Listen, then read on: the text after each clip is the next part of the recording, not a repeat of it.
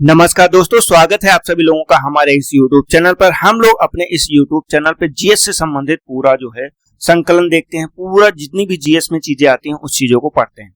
अभी हम लोगों को दो चीजें चल रही। पहली चीज है कि एनसीईआरटी का पूरा जो है 6 से लेकर कक्षा 12 तक का जितना भी क्रमिक अध्ययन है पूरे चैप्टर्स को देख रहे हैं। एक एक सब्जेक्ट लेके चल रहे हैं। पहला सब्जेक्ट जो हम लोगों का क्लास 6 का था ये पॉलिटी का था, जो कि हमारा कंप्लीट हो चुका है। अब सेकंड चैप्टर जो कि ज्योग्राफी है ये चल रहा है। ज्योग्राफी में कक्षा 6 में हमारा जो पहला चैप्टर था वो हमारा कंप्लीट हो चुका है। आज ये दूसरा चैप्टर है, अध्याय नंबर 2, जिसका अर्थ है ग्लोब, अक्षांश एवं देशांतर। अब आखिर ग्लोब क्या होता है, अक्षांश क्या होते हैं, देशांतर रेखाएं क्या होती हैं, इस चीज को हमें इस अध्याय में समझना है। जैसे ग्लोब क्या होता है, तो ग्लोब पृथ्वी की एक वास्तविक आकृति को प्रदर्शित करने का मतलब एक प्रतिरूप बनाने का प्रयास किया जाता है, तो वही ग्लोब होता है। अक्षांश एवं देशांतर क्या होता है, तो अक्षांश एवं देशांतर ऐसी काल्पनिक रेखाएं होती हैं जो किसी भी देश या किसी भी स्थान को हमारी पृथ्वी पे या ग्लोब पर या मानचित्र पे प्रदर्शित करने के लिए आवश्यक होती हैं या उसकी जानकारी के लिए आवश्यक होती है। तो इस चैप्टर में हम लोग ये देखेंगे। अभी तक जैसे कि आइए जब हम शुरू कर रहे हैं अपने इस चैप्टर में, तो सबसे पहले किसी भी बुक का स्टार्टिंग होती है भारत के संविधान या उद्देशिका से। उद्देशिका आप सभी लोग याद रखिएगा, इसे मुझे बार बार बताने की आवश्यकता नहीं है। जैसे कि इसमें हम पहले नंबर चैप्टर जो था सौरमंडल में पृथ्वी, इस चीज को देख चुके हैं। अब सौरमंडल में जो हमारे ब्रह्मांड में सौरमंडल स्थित है, सौरमंडल में पृथ्वी की स्थिति कहाँ है वो हम देख चुके हैं। अब पृथ्वी की पर कि किसी स्थान का कौन सा स्थान है, कहां पर वो है, उसको हम लोग देखेंगे इसमें, जो कि चैप्टर नंबर 2 है, ग्लोब, अक्षांश एवं देशांतर। तो चलिए हम लोग प्रारंभ करते हैं अपने इस चैप्टर को, जैसे कि जो है ग्लोब, अक्षांश एवं देशांतर। जैसे कि यहाँ पे देखिए दो चित्र तो ऊपर दिखाए गए हैं। एक में ये देखिए रेखा खींची गई है, एक में लंबवत रेखा खींची गई है। तो देखिए जो आपको रेखा बीच से भाग को काटते हुए दिख रही, इसको बोलते हैं अक्षांश रेखा। ये हमारी कौन सी रेखा होती है, ये हमारी रेखा होती है अक्षांश। ये हमारी अक्षांश रेखा हो जाती है, ठीक। और जो लंबवत रेखा खींची गई है इसको बोलते हैं देशांतर रेखा। तो ये हमारी देशांतर रेखा हो जाती है, ये हमारी देशांतर रेखा हो गई। अब देखिए ये यहाँ पे एक चित्र दिया गया है 2.1, ये है ग्लोब। ये अक्ष, इस अक्ष के सहारे पे ये रुकी हुई है और आपको सभी लोगों को पता है कि पृथ्वी जो है 23.5 अंश अपने अक्ष पे झुकी हुई है, तो उसी तरह से ग्लोब में भी 23.5 अंश इसको झुका के ही दिखाया जाता है, ठीक। हम चलते हैं आगे, देखते हैं। पिछले अध्याय में आप पढ़ चुके हैं कि हमारी पृथ्वी गोलाकार नहीं है, या उत्तर एवं दक्षिण ध्रुव पे थोड़ी सी चपटी हुई, मतलब जो ये उत्तर और ये जो दक्षिण ध्रुव है यहाँ पे थोड़ी सी चपटी हुई है, ठीक। और क्या कह रहा, या उत्तरी ध्रुव थोड़ी सी चपटी, मध्य में थोड़ी उभरी हुई है। जो ये मध्य का भाग है ये थोड़ा सा उभरा हुआ है दोनों साइड, ठीक। क्या आप कल्पना कर सकते हैं या कैसी दिखती है? इस संबंध में जानकारी प्राप्त करने के लिए आप अपनी कक्षा में सावधानी पूर्वक ग्लोब को देखिए। ग्लोब क्या है? ग्लोब पृथ्वी के लघु रूप में एक वास्तविक प्रतिरूप होता है। देखिए यहाँ पे दिखाया गया है कि आखिर ग्लोब क्या है, तो ग्लोब एक वास्तविक प्रतिरूप बनाया जाता है, छोटा प्रतिरूप, पृथ्वी का ही एक छोटा प्रतिरूप होता है, वास्तविक प्रतिरूप होता है, उसी को ग्लोब बोलते हैं।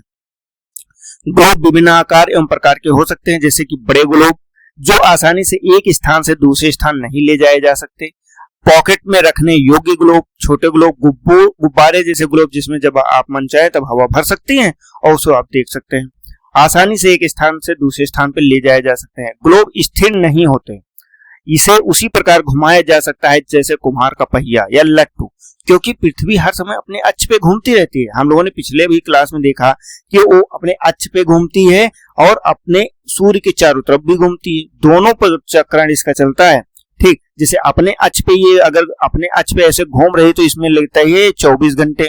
और अब जो दिन रात का समय होता है ये कैसे आपको पता चलता दिन है कि रात है, तो ये अपने अक्ष पे जब घूमती है तो ये होती है दिन रात परिवर्तित होते हैं अपने अक्ष पे घूमने पे। और जो सूर्य के चारों तरफ घूमते हैं उसकी वजह से क्या होता है, तो उसकी वजह से मौसम परिवर्तन होता है। अभी हम लोग इस चीज को देखेंगे, मौसम परिवर्तन होता है जब सूर्य के चारों तरफ तक चक्कर लगाती हो, अपने अक्ष पे चक्कर लगाने पे दिन का परिवर्तन होता है, दिन के समय का परिवर्तन होता है। ये दोनों चीजें होती हैं, ठीक। तो दोनों हो गया। अभी हम लोग यहाँ तक देख सकते हैं ग्लोब पर देशों, महाद्वीपों एवं महासागरों का उसका सही आकार में दिखाया जाता है। सही आकार का सेंस होता है कि छोटे रूप में दिखाया जाता है।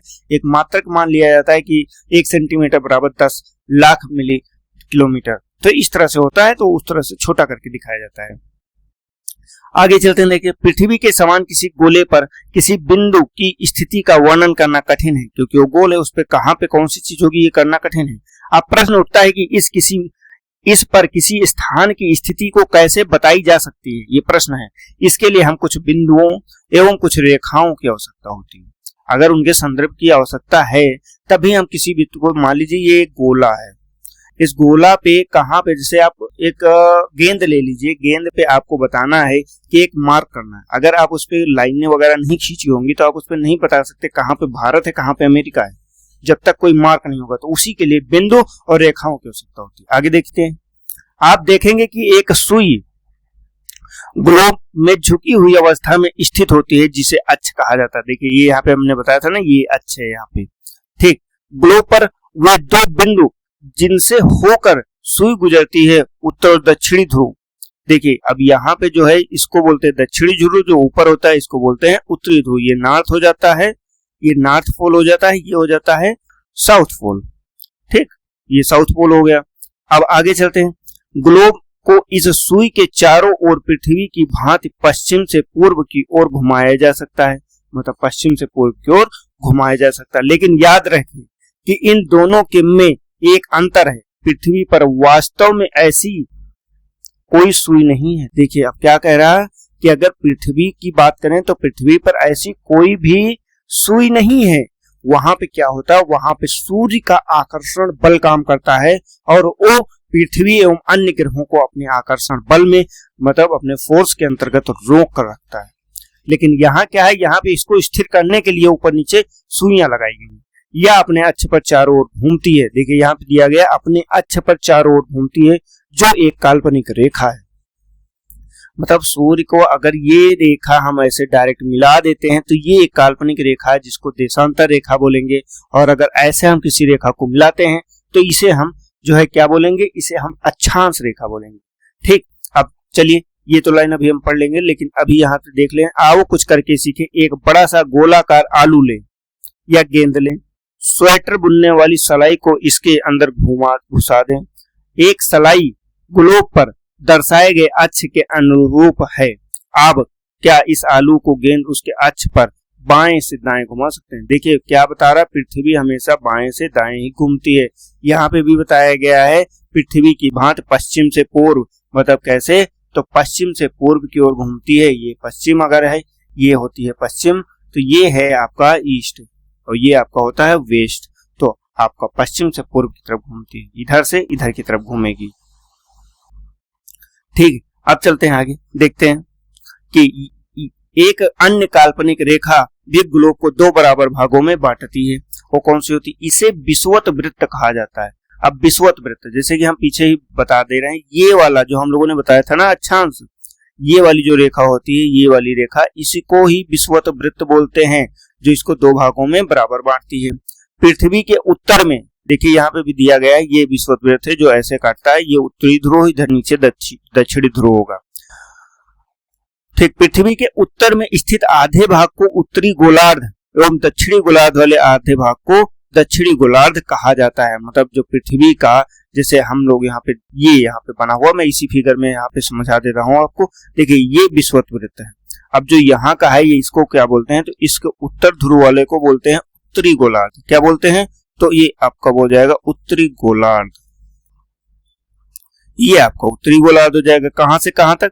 तो यहां से लेकर यहां तक का जो भाग होता है ये हमारा होता है उत्तरी गोलार्ध, और जो यहां से लेकर यहां तक का होता है ये क्या होता है? तो ये होता है हमारा दक्षिणी गोलार्ध, दक्षिणी गोलार्ध। यही चीज यहाँ पे समझाने का प्रयास किया गया है। ये दोनों बराबर के आधे भाग होते हैं। इस प्रकार विषुवत वृत्त, देखिए क्या कह रहा है, विषुवत वृत्त पृथ्वी पर एक काल्पनिक वृत्त बनाती है। देखिए ये सारी रेखाएं पूरी तरह से काल्पनिक है, सिर्फ माना गया है इनकी स्थिति को बरकरार रखने के लिए, ठीक। काल्पनिक वृत्त बनाती हैं यह पृथ्वी पर विभिन्न स्थानों की स्थिति बताने में सबसे महत्वपूर्ण संदर्भ बिंदु है। अब क्या कह रहा है कि ये जो रेखाएं होती हैं ये काल्पनिक जरूर हैं, लेकिन किसी भी, मतलब पृथ्वी पर किसी भी स्थान को बताने के लिए महत्वपूर्ण होती हैं। विषुवत वृत्त से ध्रुवों तक की स्थित सभी समांतर रेखाओं को अक्षांश रेखाएं, समांतर रेखाएं कहा जाता है, अक्षांश रेखाएं। मतलब अब जो है इस विषुवत वृत्त पे जो हम लोगों ने बीच से इस रेखा को खींचा है, इसके लिए अब अन्य जितनी भी छोटी छोटी रेखाएं होती हैं, मान लीजिए मैं यहाँ पे एक गोला बना दे रहा हूं और यहाँ पे ये एक रेखा है, ठीक, इसको बोलते हैं विषुवत वृत्त, विषुवत रेखा, रेखा कह सकते हैं या वृत्त कह सकते हैं। अब इसके अलावा देखिए जैसे अन्य छोटी छोटी हम लोग यहाँ पे काल्पनिक रेखाएं खींचते रहे हैं, ये देखिए ये सभी रेखाएं और ये सभी काल्पनिक रेखाएं, ऐसा मत समझिएगा कि ये वास्तविक रेखाएं, पृथ्वी पे कोई रेखाएं नहीं खींची हैं। तो ये जो रेखाएं होती हैं इनको बोलते हैं अक्षांश रेखाएं। क्या बोलते हैं? तो ये सभी हैं अक्षांश रेखाएं।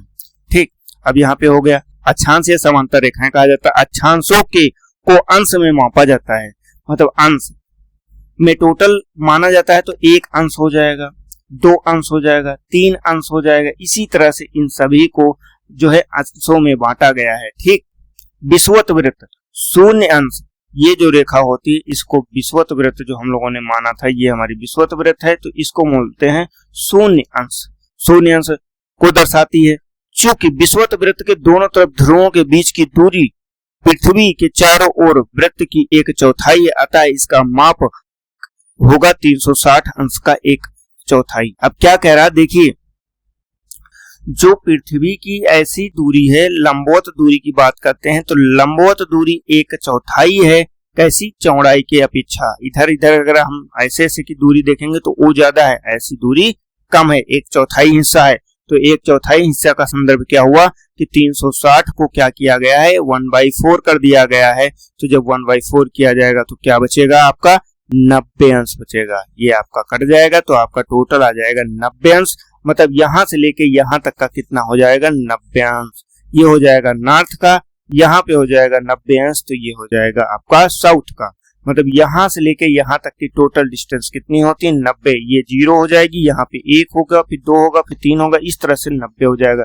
यहाँ पे 0 ऑलरेडी है, यहाँ से 1 2 3 4 90 हो जाएगा। ठीक, इस प्रकार 90 अंश को उत्तरी अक्षांश उत्तर ध्रुव को दर्शाता है। देखिए वही चीज हम लोगों ने वहां पे दर्शाया, तथा 90 अंश दक्षिणी अक्षांश को दक्षिण ध्रुव को दर्शाता है। ठीक, ये दक्षिणी ध्रुव हो जाएगा, ये आपका जो उत्तरी ध्रुव हो जाएगा। अब आगे चलते हैं। इस प्रकार विषुवत वृत्त के उत्तर की सभी समांतर रेखाओं को उत्तरी अक्षांश कहा जाता है। अब यहाँ से लेकर 0 अंश से लेकर यहाँ तक की जितनी भी ये रेखाएं खींची जाती काल्पनिक, इनको क्या बोला जाता है? तो इनको बोला जाता है उत्तरी अक्षांश रेखाएं। ठीक, अब विषुवत वृत्त के दक्षिण में स्थित सभी समांतर रेखाओं को दक्षिणी अक्षांश रेखाएं कहा जाता है। ठीक, अब आगे चलते हैं। इसीलिए प्रत्येक अक्षांश के मान के मध्य उसकी दिशा यानी उत्तर या दक्षिण को भी लिखा जाता है। आपने देखा होगा कभी भी आप लैटिट्यूड या लॉन्गिट्यूड देखेंगे तो वहां पे एन या फिर एस लिखा रहता है, तो या फिर ईस्ट या वेस्ट लिखा रहता है, तो ये इसीलिए लिखा रहता है। ठीक, समानता से उत्तर या दक्षिण अक्षांश व्यक्त किया जाता है। उदाहरण के लिए महाराष्ट्र, अब उदाहरण एक दिया जा रहा है, महाराष्ट्र के चंद्रपुर एवं ब्राजील उत्तरी अमेरिका का बेलो होरिज़ोंटो दोनों एक ही अक्षांश 20 अंश पर स्थित हैं। लेकिन चंद्रपुर विषुवत रेखा के 20 अंश उत्तर में, यहाँ पे कह रहा है चंद्रपुर कहाँ स्थित है? तो 20 अंश उत्तर में स्थित है, मतलब यहाँ पे स्थित है, ये 20 अंश उत्तर हो जाएगा। लेकिन अब यहाँ पे और क्या कहता है? बेलो होरिज़ोंटो विषुवत रेखा के 20 अंश दक्षिण में स्थित है, यहाँ पे स्थित है, वो यहाँ पे स्थित है। मतलब एक यहाँ पे स्थित हो गया, एक यहाँ पे स्थित हो गया, इस तरह से। ठीक, अब क्या आगे बता रहा है? इसीलिए हम कहते हैं कि चंद्रपुर 20 अंश उत्तर में है, अक्षांश पर है, वहीं बेलो होरिज़ोंटो 20 अंश दक्षिण अक्षांश पर स्थित है। इस चित्र 2.2 से स्पष्ट है, जैसे जैसे हम विषुवत वृत्त से दूर जाते हैं अक्षांशों का आकार घटता जाता है। अब यहाँ पे क्या दिखा रहा है कि अगर हम ऊपर जाएंगे, जैसे कि 2.2 से देखेंगे, तो आप देखेंगे धीरे धीरे जैसे बढ़ेंगे 20, 40, 60 और 80 हो जाता है। तो कहीं ना कहीं आप जैसे जैसे उसके ऊपर जाएंगे तो ये इसकी दूरी घटती जाएगी। ये देखिए ऐसे दूरी बनी गई, ये देखिए कितनी कम दूरी, सबसे बड़ा कौन सा हो जाएगा? तो सबसे बड़ा विषुवत वृत्त ही हो जाता है। ठीक, जैसे जैसे हम विषुवत वृत्त से दूर जाते हैं अक्षांशों का आकार घटता जाता है या उनकी दूरी घटती जाती है। महत्वपूर्ण अक्षांश समांतर रेखाएं, विषुवत वृत्त 0 अंश, उत्तरी ध्रुव 90 अंश और दक्षिणी ध्रुव 90 अंश के अतिरिक्त 4 महत्वपूर्ण अक्षांश समांतर रेखाएं और भी हैं। ये कौन सी हैं? ठीक, चलिए अभी आगे हम देखते हैं। और ये देखिए, क्या आप जानते हैं अपने स्थान से ध्रुव तारे का कोण माप कर आप एक स्थान का अक्षांश जान सकते हैं। मतलब अपने से ध्रुव तारे का अगर कोण आप माप ले तो आप अक्षांश जान सकते हैं कि वहां का अक्षांश कितना है। अब जैसे यहाँ पे कह रहा है 4 महत्वपूर्ण अन्य अक्षांश भी है। कौन कौन से? देखिए यहाँ पे दिखाया गया, एक मकर रेखा हो जाती है जो 23.5 अंश दक्षिण के स्थित होती है, और एक कर्क रेखा होती है जो 23.5 अंश उत्तर में स्थित होती है। 2 ये हो गई। एक होता है उत्तरी शीत कटिबंध को जो उत्तर ध्रुव वृत्त बोलते हैं, जिसको 66 अंश के आसपास होता है, उसको 66.5 अंश यहाँ पे दिखाया गया है। और इसी तरह दक्षिण ध्रुव वृत्त जो होता है, इसको आप दिखाया। यही 4 रेखाएं होती, तो आपको याद रखना, एक होता है विषुवत वृत्त जिसको 0 अंश बोलते हैं, मकर रेखा बोलते हैं 23.5 अंश दक्षिण में, दक्षिणी ध्रुव वृत्त 66.5 अंश दक्षिण में बोलते हैं, और एक ध्रुव बिंदु ही होता है यहाँ पे। ठीक, अब इसी तरह अगर हम उत्तर में बढ़ते हैं तो विषुवत रेखा 0 अंश हो जाती है, कर्क रेखा 23.5 अंश हो जाती है, वह उत्तरी ध्रुव वृत्त हो जाता है 66.5 अंश, और जो है 0 अंश पे हो जाता है हमारा उत्तरी ध्रुव। हम आगे चलते हैं, आगे देखते हैं। अब देखिए यहाँ पे एक जो है फिगर कई सारे दिए गए, इन फिगरों को भी हम देखेंगे, लेकिन उसके पहले हम पढ़ते हैं।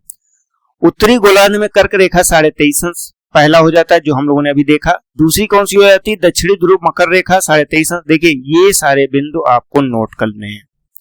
अभी तक का जो चीजें हैं इनको आप नोट कर लीजिएगा, अपने मतलब एक नोट्स बना लीजिएगा। विषुवत वृत्त 66.5 अंश उत्तर में उत्तरी ध्रुव वृत्त कहा जाता है। विषुवत रेखा 66.5 अंश दक्षिण में दक्षिणी ध्रुव वृत्त कहा जाता है। ठीक, तो ये चीज आपको नोट कर लेना। अब पृथ्वी के ताप कटिबंध की बात करते हैं। कर्क रेखा एवं मकर रेखा के बीच में सभी अक्षांशों पर सूर्य, क्या कह रहा है, कर्क रेखा से मकर रेखा के बीच में सूर्य एक बार दोपहर में सिर के ठीक ऊपर होता है, इसीलिए इस क्षेत्र को सबसे अधिक उष्मा प्राप्त होती है और इसे उष्ण कटिबंध बोला जाता है।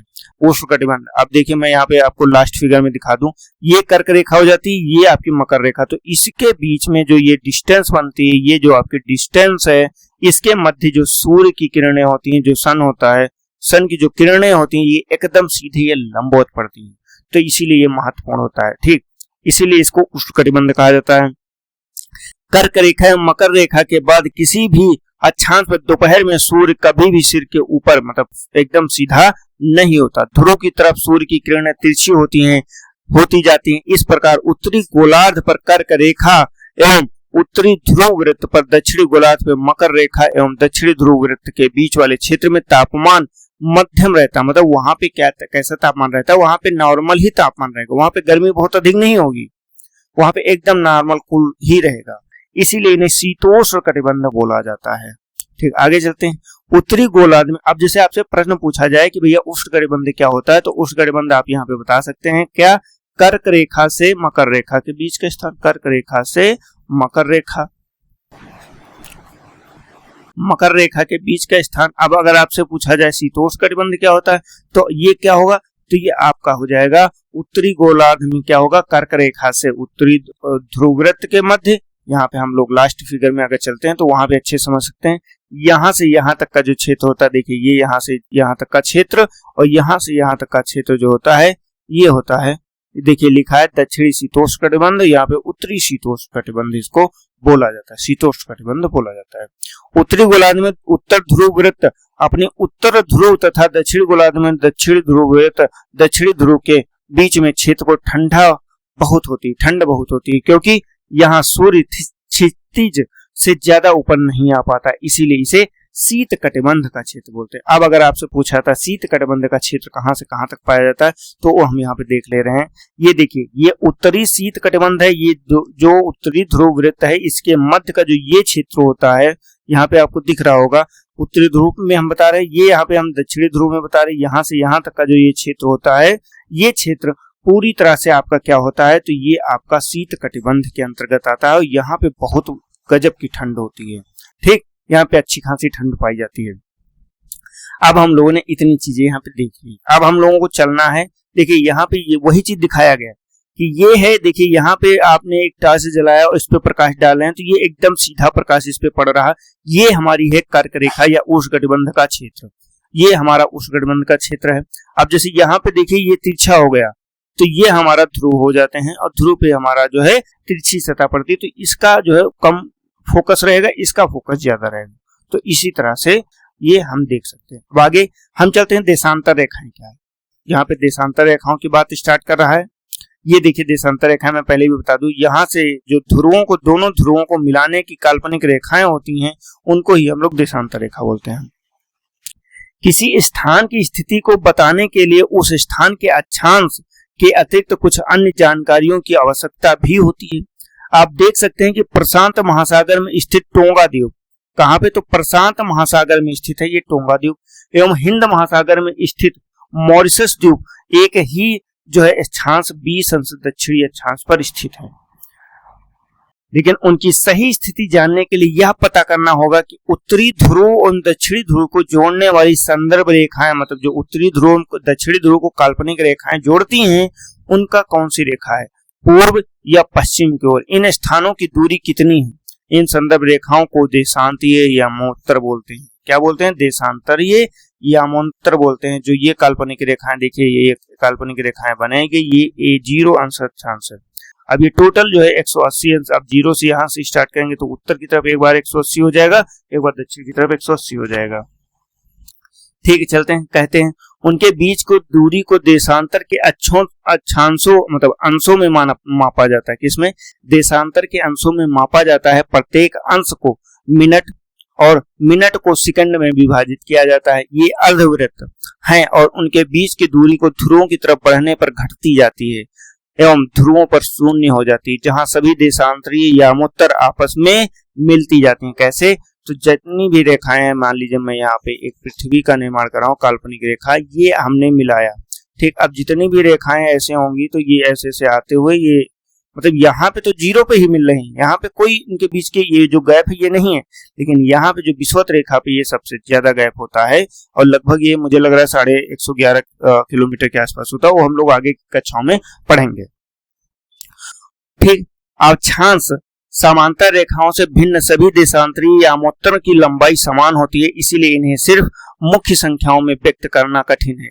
तब सभी देशांतरों को निश्चय किया गया कि ग्रीनविच, क्या करें, ग्रीनविच जहां ब्रिटिश राजकीय वेधशाला स्थित है, ये भी आप याद रखिएगा, ये पॉइंट आपको नोट डाउन करना है। क्या कि ग्रीनविच जो देशांतर की मानक रेखा है, ग्रीनविच 0 अंश, वो कहां से गुजरती है, तो ग्रीनविच से गुजरती है जहां ब्रिटिश राजकीय वेधशाला स्थित है।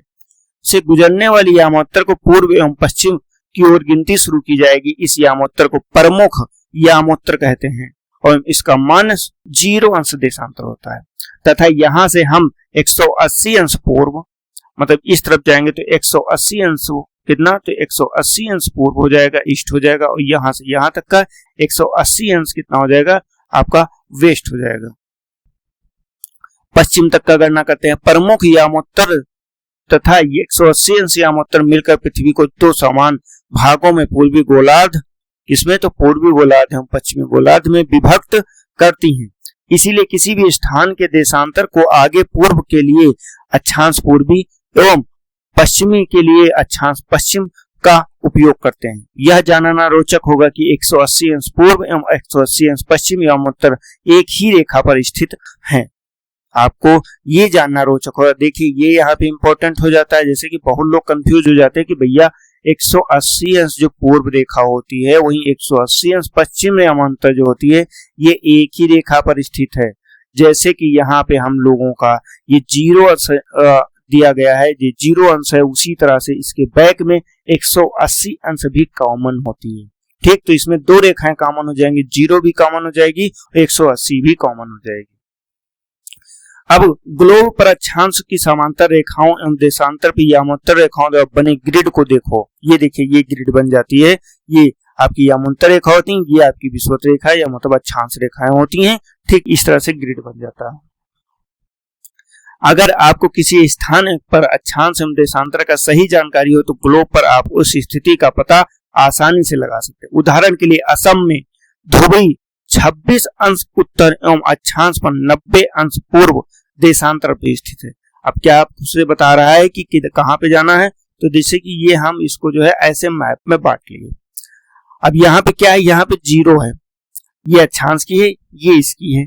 ठीक, अब यहाँ पे ये कट कर रहा है मिड में। अब ये बता रहा है क्या, देखिए यहाँ पे दिखा रहा है धुबरी कहाँ पे है, 26 अंश उत्तर में, तो हम लोग 26 अंश उत्तर में जाएंगे, यहाँ से हम लोग 26 अंश के आसपास यहाँ पहुंच गए। ये मान लीजिए 26 अंश हम लोगों का देशांतर है और 26 अंश उत्तर हो गए, ये नॉर्थ है, ये नॉर्थ में ही बात कर रहा अभी, ठीक। एवं 90 अंश पूर्वी देशांतर पर स्थित है, तो 90 अंश यहाँ पे आपका 0 है, तो 90 अंश आपका यहाँ कहीं पे पड़ेगा। ये 90 अंश आपका ईस्ट हो जाएगा, वेस्ट इधर हो जाएगा, ठीक। तो आपका स्थान कहाँ बनेगा, आपका स्थान ये बनेगा, जो धुबरी है कहाँ पे पड़ेगा, यहाँ पे धुबरी पड़ेगा, ठीक। इस तरह से आपको बता रहा है।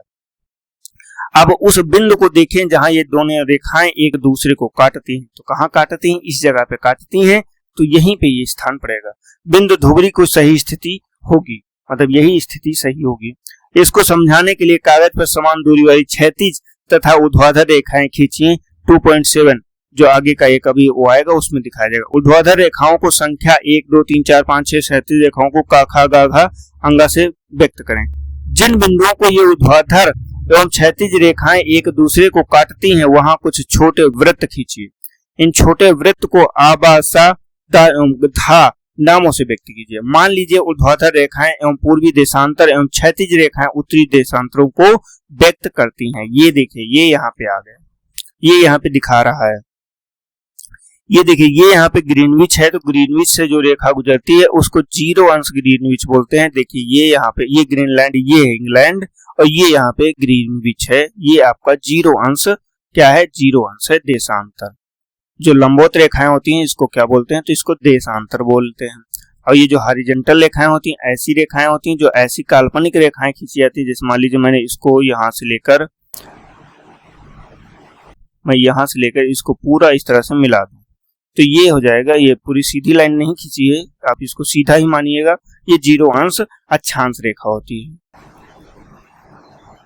यहाँ पे आप इतना समझ गए होंगे, जो क्षैतिज रेखाएं होती है इसको अक्षांश रेखाएं, जो ऊर्ध्वाधर रेखाएं होती है इनको देशांतर रेखाएं बोला जाता है। अब देखिए यहाँ पे आप जब ऐसे बढ़ते जाएंगे तो ये पूरी तरह से आपका 180 अंश 180 इधर जाएगा और 180 अंश इधर जाएगा, ठीक। दोनों साइड 180 अंश यहाँ से यहाँ तक का जाना है। लेकिन जो 180 होती है कॉमन होती है, जो यहाँ की लास्ट रेखा होगी, ये जैसे यहाँ की है, तो ये दोनों कॉमन रेखा है। अब इस रेखा को जो है यहाँ पे कई जगह पे मोड़ा गया है, ताकि जो है अंतरराष्ट्रीय तिथि रेखा इसको बोलते हैं। जो इस रेखा को 180 अंश देशांतर रेखा होती है, इसको अंतरराष्ट्रीय तिथि रेखा बोलते हैं।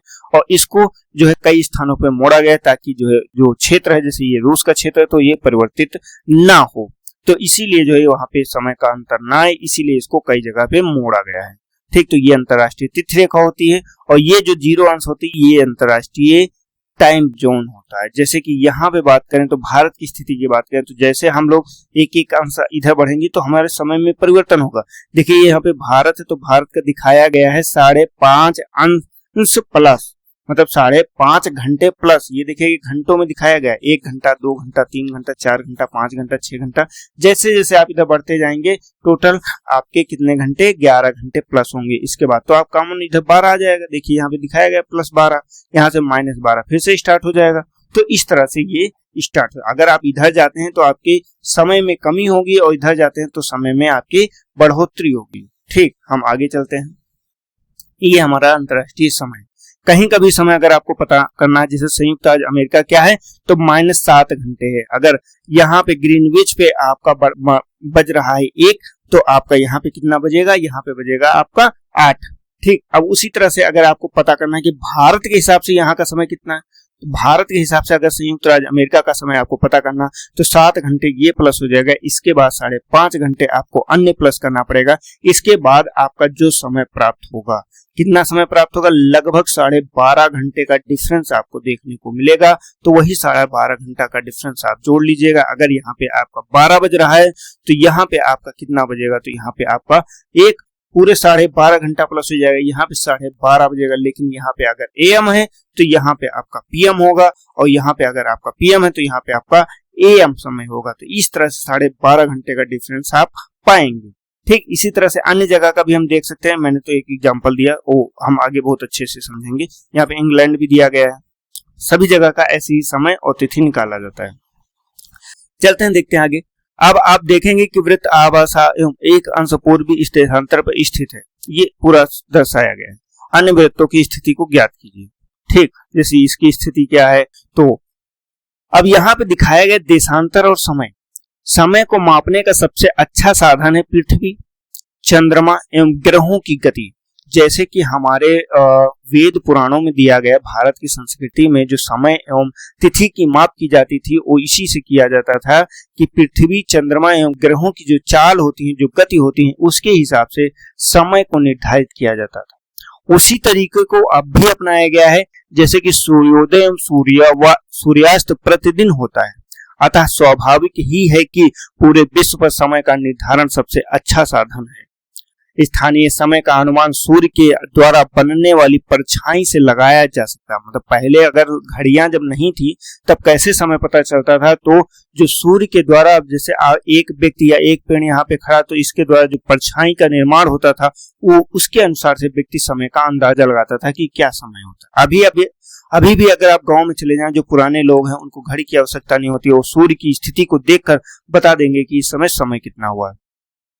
जो दोपहर के समय सबसे छोटी, मतलब ये जो परछाई होगी दोपहर के समय सबसे छोटी होगी एवं सूर्योदय तथा सूर्यास्त के समय सबसे लंबी होगी। ठीक, ग्रीनविच। अब यहाँ पे देखिए अन्य चीज है जो इंपॉर्टेंट है, इसको आपको नोट भी करना है। ग्रीनविच पर स्थित प्रमुख यामोत्तर पर सूर्य जिस समय आकाश के सबसे ऊंचे बिंदु पर होगा उस समय यामोत्तर की स्थिति सभी स्थानों पर दोपहर होगी। ठीक, चूंकि पृथ्वी पश्चिम से पूर्व किस तरफ, देखिए यहाँ पे आपको ये पॉइंट नोट कर लेना है, किस तरफ घूमती है, ये बार बार ना ही बताना पड़े और ना ही आपको याद करना पड़े। ठीक, कैसे घूमती है, तो पश्चिम से पूर्व की ओर चक्कर लगाती है। अतः वे स्थान जो ग्रीनविच से पूर्व में है उनका समय ग्रीनविच समय से आगे होगा। अब क्या बता रहा, पश्चिम से पूर्व की तरफ चक्कर लगाता है तो जो समय या पूर्व में उनका समय आगे होगा। ये जो है यहाँ समय आगे होगा, जो यहाँ का समय है ये पीछे होगा। यही चीज यहाँ पे दर्शाने का प्रयास किया गया था जो हम लोगों ने देखा था। ठीक, आगे चलते हैं। आगे होगा। ठीक, पश्चिम में है उनका समय पीछे होगा। चित्र 2.8 में हम लोग देख चुके हैं। आगे चलते, समय के अंतर की दर को गणना निम्नलिखित विधि से की जा सकती है। जैसे कि पृथ्वी लगभग 24 घंटे में अपने अक्ष पे चक्कर लगा लेते हैं, ये हम लोगों ने पहले भी पढ़ा है और इसको याद भी सभी लोगों को। पृथ्वी लगभग 24 घंटे में अपने अक्ष पे चक्कर लगा लेते हैं और घूमती कितनी है, 360 अंश में। कितने में, तो 360 अंश में घूम जाती, अर्थात वह 1 घंटे में 15 अंश का चक्कर लगाती है। अब जैसे 24 घंटे है तो अगर 360 को हम लोग 24 से डिवाइड कर दें तो आपका कितना बचता है, तो 15 अंश आपको बचेगा। तो 15 अंश में 1 घंटे का चक्कर लगाता। अब 1 घंटे में मिनट कितने होते हैं, तो 15 को जो है अगर 60 से डिवाइड कर देंगे तो कितना बचेगा, तो ये आपका बच जाएगा लगभग 4 मिनट। मतलब अगर इसको 15 से 4 को डिवाइड कर लें 60 मिनट को, तो 4 मिनट हो जाएगा। 4 मिनट में कितना, एक देशांतर जो है घूमती है। अगर उसको एक देशांतर घूमना होगा तो कितने मिनट का समय लगेगा, तो टोटल 4 मिनट का समय लग जाएगा। ये वही चीज यहाँ पे बताया गया, 1 घंटे में 15 मिनट घूमती है, 4 मिनट में 1 अंश घूमती। ये इंपॉर्टेंट फैक्ट है, ये वनडे या किसी भी परीक्षा में पूछा जाता है। इसको आपको नोट भी कर लेना, याद भी रखना है। इस प्रकार जब ग्रीनविच दोपहर में 12 बजते हैं तब ग्रीनविच से 15 अंश पूर्व में का समय कितना होगा, 15 × 4 = 60 मिनट, अर्थात 1 घंटा क्या होगा, आगे होगा। वहीं दोपहर का 1 बजा होगा तो ग्रीनविच से 15 अंश पश्चिम का समय 1 घंटा पीछे होगा, यानी वहां सुबह के 11 बजे होंगे। वही चीज है, क्या होगा वहां पे अगर 1 घंटा प्लस कर देंगे तो यहाँ पे 1 घंटा माइनस कर देंगे। पीछे वाले फिगर में हम देखते हैं, अगर यहाँ पे अगर इधर जाएगा तो देखिए ये 15 अंश हो जाएगा, 1 घंटा यहाँ पे प्लस किया गया, यहाँ 2 घंटा प्लस किया गया। जितना आप इधर जाते रहेंगे, जहां का भी आपको समय देखना, अगर चीन का समय देखना तो 6 घंटे आपको प्लस करना पड़ेगा, 8 घंटे प्लस करना पड़ेगा। देखिए यहाँ पे दिखाया गया 8 घंटे इन्होंने प्लस माना हुआ है। ठीक, वहीं पे अगर आगे बढ़ेंगे तो आगे और ज्यादा समय को प्लस करना पड़ेगा, यहाँ पे समय को आपको माइनस करना पड़ेगा। इसी प्रकार जब ग्रीनविच दोपहर में 12 बजे होंगे तो उस समय 180 अंश में मध्य रात्रि होगी। हम लोगों ने AM PM का अंतर देखा था ना, कि रात्रि होगी या दिन होगा, तो वो इसी तरह से निर्धारित होगा। किसी भी स्थान पर जब सूर्य आकाश में सबसे उच्चतम बिंदु पर होता है तो दोपहर में उस समय घड़ी में दिन के 12 बजते हैं। इस प्रकार घड़ी के द्वारा दिखाया गया समय उस स्थान का स्थानीय समय होगा। और आप देख सकते हैं कि दिए गए देशांतरी यामोत्तर पर सभी स्थानों का स्थानीय समय समान होता है, सभी स्थानों का समय समान होता है। अब हम क्या देखने वाले, हम देखने वाले मानक समय क्यों मानते हैं, आखिर मानक समय क्यों माना जाता है, हमें मानक तिथियां क्यों मानी जाती है, ये सभी चीजें हम इसमें देखेंगे। अब चलते हैं, अलग अलग यामोत्तर स्थित स्थानों पर स्थानीय समय में अंतर होता है। उदाहरण के लिए बहुत से देशांतरों से होकर गुजरने वाली रेलगाड़ियां समय सारणी तैयार करना कठिन होगा। जैसे कि क्या कह रहा है, अगर हर देशांतर को, जैसे भारत है, भारत में कहां से 68 अंश पूर्वी देशांतर से स्टार्ट होता है, 97 अंश पूर्वी देशांतर तक जाता है, तो लगभग टोटल जो है 30 अंशों का अंतर आता है। ठीक, तो ये जो 30 या 29 अंश आते हैं आपके, ये 30 अंश जो भी आप जैसे मानक होता है, मैं मानक नॉर्मल 30 मान ले रहा हूँ, 30 अंश आते हैं, तो 30 अंश में हर मिनट पे जो है आपका बदलता रहेगा, 4 मिनट का अंतर आता रहेगा। लेकिन अगर रेलगाड़ी कोई इधर से आपके यहाँ अरुणाचल प्रदेश से रेलगाड़ी चलती हुई यहाँ पे आपके गुजरात जा रही है, तो यहाँ पे आप कैसे सारणी को तय करेंगे, कैसे समय सारणी बनाएंगे? ठीक, उसके लिए क्या किया जाएगा, भारत में गुजरात के द्वारका, देखिए एक एग्जांपल दिया गया, भारत में गुजरात यहाँ पे स्थित है, तो गुजरात के द्वारका तथा असम के डिब्रूगढ़, अब असम बताया जा रहा है, असम आपका जो यहाँ पे स्थित है, असम के डिब्रूगढ़ के स्थानीय समय लगभग 1 घंटा 45 मिनट का अंतर होगा। इसीलिए यह आवश्यक है कि देश के मध्य भाग से गुजरने वाली रेखा को यामोत्तर का स्थानीय समय देश का मान लिया जाए। ये 82.5 अंश जो 20 से गुजरती है बिल्कुल मिड से, इसी को क्या माना गया है, मानक यामोत्तर मान लिया गया है, जो कि 5.5 घंटे आपका प्लस रहता है। अब आप पूरे भारत में चाहे जो सफर कीजिए, आपको यही समय मानना होगा, यहाँ का जो स्थानीय मान है उसको आपको कैलकुलेट नहीं करना है। 82.5 अंश वाले को आप गुजरात में भी वही माना जाएगा, अरुणाचल प्रदेश में भी वही माना जाएगा, जम्मू कश्मीर में भी वही माना जाएगा, और आपका कन्याकुमारी में भी वही माना जाएगा। ठीक, इस यामोत्तर रेखा के स्थानीय समय को पूरे देश का मानक समय माना जाता है। भारत में इस 82.5 अंश को जो है को मानक यामोत्तर माना गया है। इस चीज को आपको नोट कर लेना है। मानक यामोत्तर कितना है, तो 82.5 अंश, ये कहां से, उत्तर प्रदेश के इलाहाबाद के नैनी से गुजरती हुआ माना जाता है, या कुछ लोग इसको मिर्जापुर भी मानते हैं। इस यामोत्तर का स्थानीय समय को पूरे देश का मानक समय माना जाता है। इसे भारतीय मानक समय के नाम से जाना जाता है। अब आगे देख लेते हैं। कबीर भोपाल के निकट एक छोटे से नगर में रहता है। वह अपने मित्र आलोक से कहता है कि वे लोग आज रात्रि में नहीं सो पाएंगे। भारत एवं इंग्लैंड के बीच एक क्रिकेट मैच लंदन में 2 बजे अपराह्न, मतलब 2 बजे दोपहर में खेला जाएगा। क्या बता रहा है, 2 बजे दोपहर में खेला जाएगा। ठीक, कहां पे, लेकिन ये मैच खेला जा रहा है लंदन में।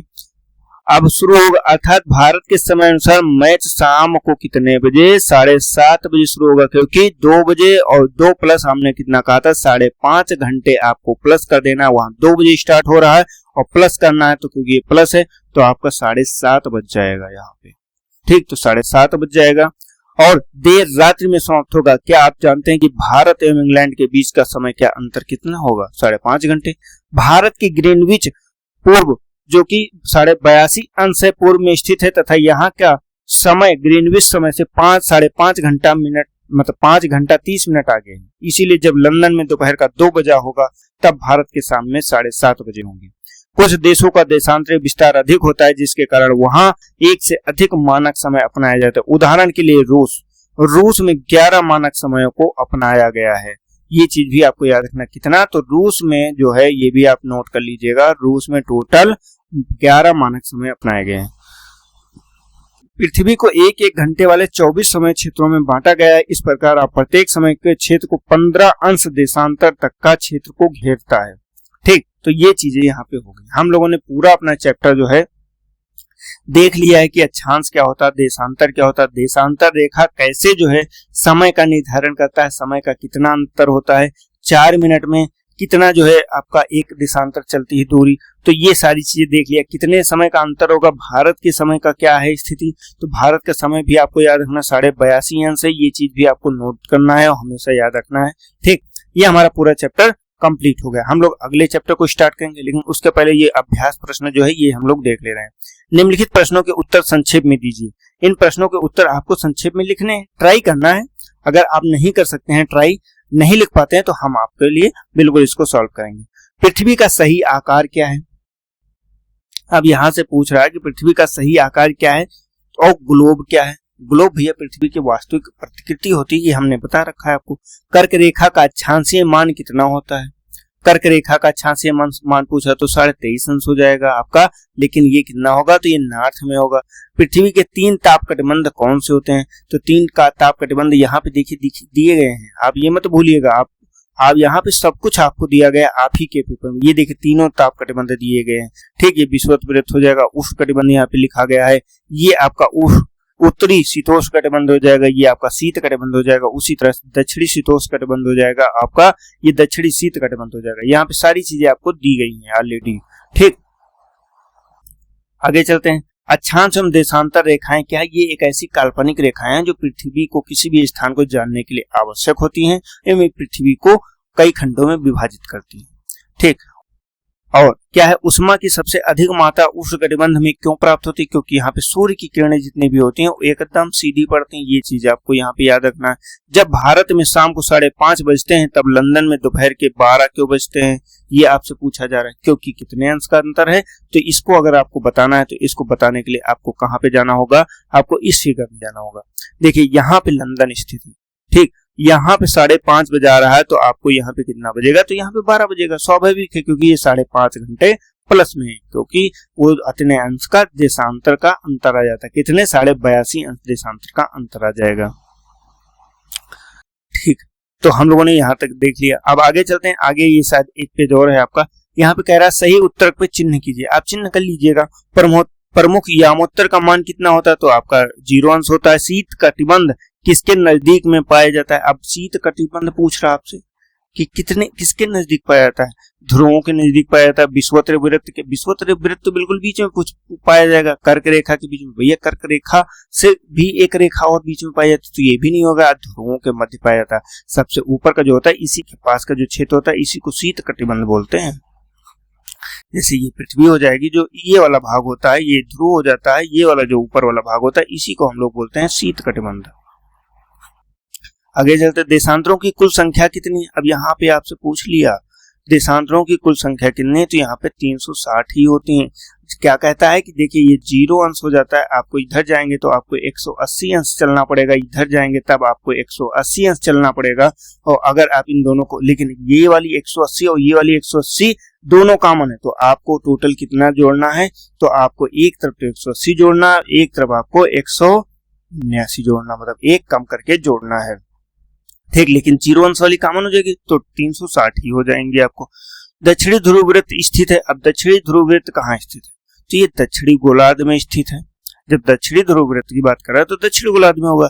ग्रिड किसका जाल है, अक्षांश की समांतर रेखाओं एवं देशांतर यामोत्तरों का जो रेखाओं का जाल है यही ग्रिड कहलाता है। खाली स्थान पे भरे। मकर रेखा स्थित है, कहाँ स्थित है, तो ये भैया दक्षिणी गोलार्ध में स्थित है। भारत का मानक यामोत्तर कितना है, तो ये 82.5 अंश है आपका, 82.5 अंश 30 मिनट के आसपास है, ठीक। 0 अंश यामोत्तर को के नाम से जाना जाता है, किसके नाम से, 0 अंश यामोत्तर मतलब देशांतर को ग्रीनविच रेखा के नाम से जाना जाता है। देशांतर के बीच की दूरी को की तरफ घटती जाती है, तो देशांतर की दूरी जो है, जब ध्रुव की तरफ आप बढ़ेंगे तो इसकी दूरी लगातार घटती जाएगी। उत्तरी ध्रुव वृत्त गोलार्ध में स्थित, उत्तरी गोलार्ध में स्थित है, ठीक। ये हम लोगों ने अभ्यास प्रश्न पूरी तरह से सॉल्व कर लिया या कर लिया। अब आगे चलते हैं, आओ कुछ करें। पृथ्वी के अक्ष विषुवत वृत्त, कर्क रेखा एवं मकर रेखा, उत्तरी ध्रुव वृत्त एवं दक्षिणी ध्रुव वृत्त को दर्शाते हुए एक चित्र बनाइए। तो पीछे जो हम लोगों ने चित्र कई सारे देखा, उसमें आप बना सकते हैं। तो दोस्तों आज के जो हमारा इस वीडियो था, इस वीडियो में इतना ही था। जैसे कि यहाँ पे एक अनिश्चित दी गई है, इसको आपको करना है। हम लोग नेक्स्ट वीडियो लेकर उपस्थित करेंगे। इसका अगला जो चैप्टर नंबर 3 है, चैप्टर नंबर 3 को लेकर उपस्थित करेंगे, जो भी चैप्टर हो। तो दोस्तों आज की इस वीडियो में इतना ही। हम लोग मिलेंगे अपने नेक्स्ट वीडियो में। अगर आपने अभी तक हमारे चैनल को सब्सक्राइब नहीं किया तो चैनल को सब्सक्राइब अवश्य कर लीजिए। वीडियो को अधिक से अधिक शेयर कीजिए और वीडियो को लाइक कीजिए।